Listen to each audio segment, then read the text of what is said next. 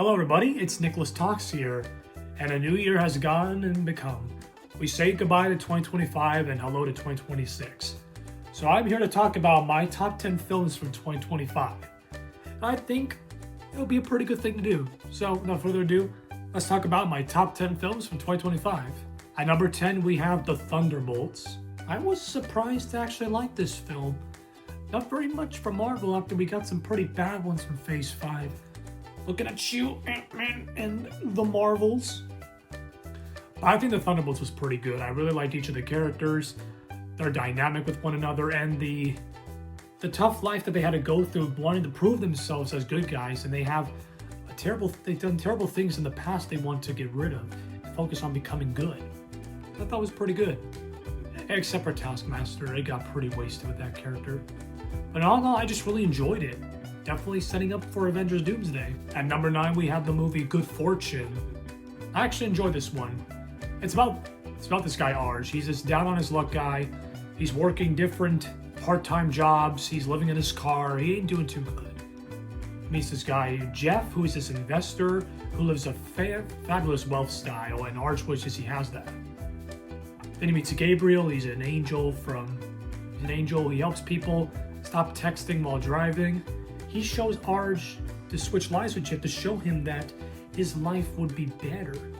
But it seems to have solved most of his problems because Arj begins to enjoy Jeff's lifestyle while Jeff ends up in Arj's life, and Gabriel loses his job unless Arj decides to switch back. And this really does a good message, like, even though your life may not be good at the moment, God still has a plan for you. You just gotta believe that your life is worth living. And that's exactly what Arj had to do. He had to believe that his life is worth living. By the end, it all pays off. Even Jeff has a good character in this one as well. Definitely go check out Good Fortune. You'll be surprised. At number 8, we have Jurassic World Rebirth. After the kind of mixed reaction to Jurassic World Dominion, I wonder what Rebirth had to offer. I thought it was pretty enjoyable. I think some of the characters had great chemistry, good character. I think Scarlett Johansson did a great job in the lead role. The different kind of dinosaurs we got to see were pretty interesting, and that monstrosity beast one was definitely a threatening one. Looking forward to what the future has to hold for Jurassic World. Who knows? At number 7, we have the Fantastic Four: First Steps. This one was a really fun one to watch. I think the casting was pretty good. Pedro Pascal as Mr. Fantastic, pretty good. Including the others, they did a pretty good job. Galactus was pretty threatening, and all that was pretty great. Pretty good adaptation of this one, better than that horrible 2015 one, if you ask me. So the Fantastic Four film was pretty great. Can't wait to see more of these guys in the future. At number 6, we have a Minecraft movie. This one was a pretty interesting one because I remember playing Minecraft back in the day, and even though I don't play Minecraft anymore, when I went to go see it, I still remembered a lot of things that I remember doing. Of course, we got Jack Black. He was the best part of it. Him and Steve. Him and Jason Momoa had pretty good chemistry. And just stuff that you Minecraft fans will remember. Even I still remember, even though I don't play it anymore. Like the craft table or the awesome tribute to Technoblade. The Lava Chicken song and the Chicken Jockey. I didn't even know that was a more popular thing. Pouring the water bucket on the ground so you don't fall to your death. That was pretty interesting. All in all, just everything about a Minecraft movie. Can't wait for the sequel. At number 5, we have Weapons. Ooh, this was a pretty good horror film. So it's about these group of kids that end up going missing at 2 something in the morning, and it drives the town to wonder what's been going on.